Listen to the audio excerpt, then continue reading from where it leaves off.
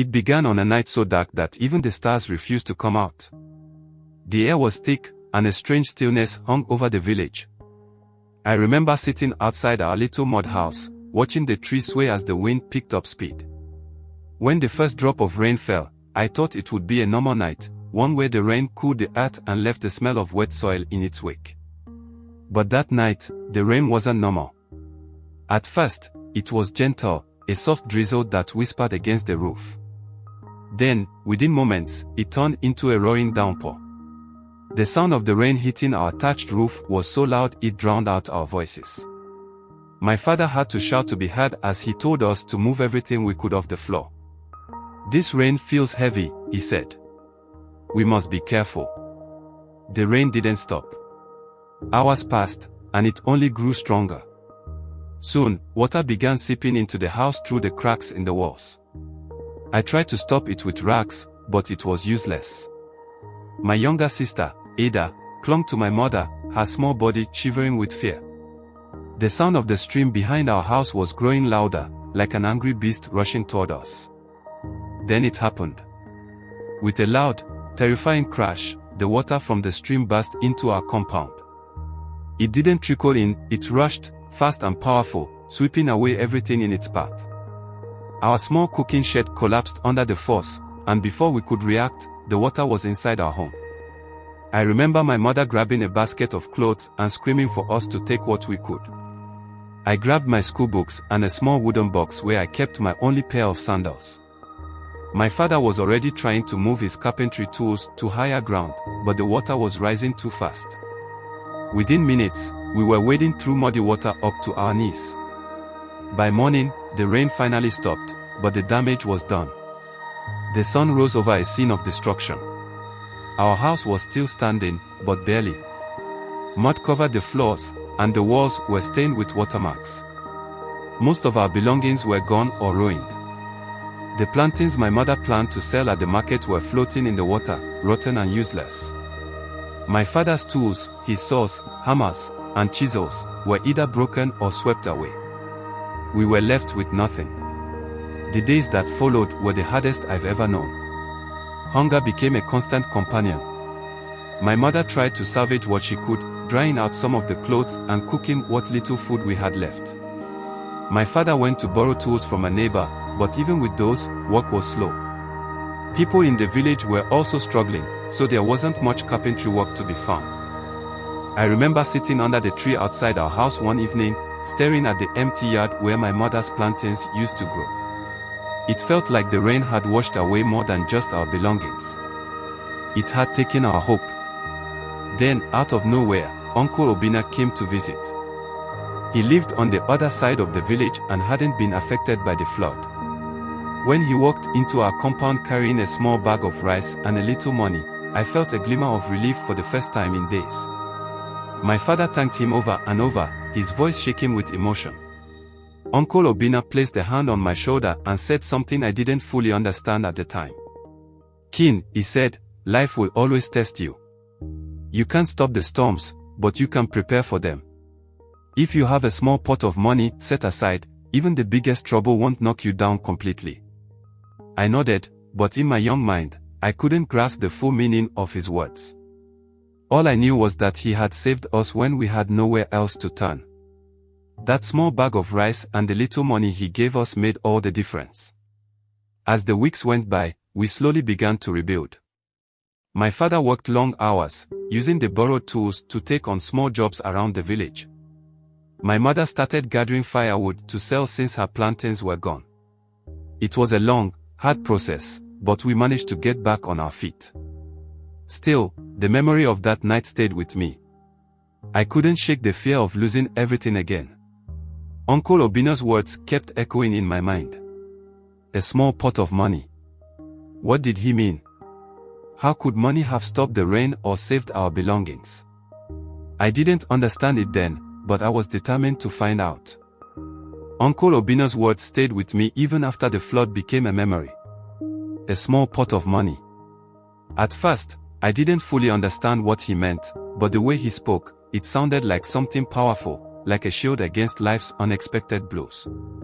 I couldn't stop thinking about it, especially as I watched my parents struggle to rebuild our lives. We lost so much to the flood: our tools, the plantains, even the small savings my parents had kept hidden in the house.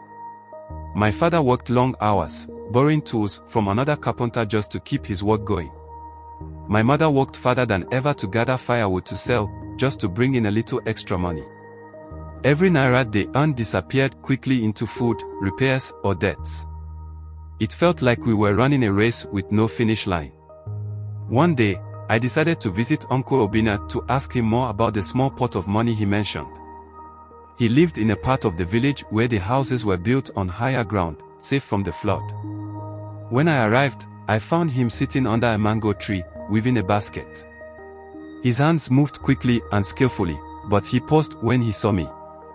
"Kene, my boy," he said with a warm smile. "What brings you here?" I sat down beside him and explained how his words had been on my mind. "Uncle, you said something about a small pot of money. I've been thinking about it. What does it mean? How do you even save money when there's never enough to go around?" He laughed softly and nodded, as if he had been expecting the question. Reaching under his chair, he pulled out a small metal box. It was old and a little rusty, but when he opened it, I saw coins and neatly folded naira notes inside. "This," he said, holding up the box, "is my storm money. I don't touch it unless there's trouble. When your family lost everything to the flood, I used some of this to buy the rice and give you a little help. If I didn't have this, I wouldn't have been able to help you or even help myself if something bad happened." I stared at the box, amazed. "But how do you save this much, Uncle? You don't even have a big farm or a big business." "That's the secret, Kene," he said. "It's not about how much you earn. It's about putting something aside, no matter how small. Even if it's 10 naira today and 20 naira tomorrow, it adds up. The important thing is to never touch it unless it's a real emergency." As I walked home that day, I couldn't stop thinking about what Uncle Obinna had shown me. It wasn't magic or something only rich people could do. It was a habit, a decision to prepare for the storms of life. I decided to start my own small pot of money, no matter how little I earned. At first, it was hard. The small jobs I did, carrying water for neighbors, selling roasted groundnuts after school, barely paid enough for my needs. But I followed Uncle Obinna's advice. I put aside a little from every job, even if it was just 5 naira. I hid it in a small box under my bed, determined not to spend it. Months passed, and my little savings began to grow. I didn't tell anyone about it, not even my parents. I wanted it to be my secret shield, my way of protecting myself and my family if another storm came. The first time I used my savings, I felt the power of what Uncle Obinna had taught me. My father's bicycle, which he used to carry his tools to jobs, broke down. He needed it repaired quickly, but we didn't have the money. My father looked worried, his hands rubbing his face as he tried to think of a solution. That night, I brought out my small box and handed him the money he needed. At first, he looked at me in shock, then his eyes filled with tears.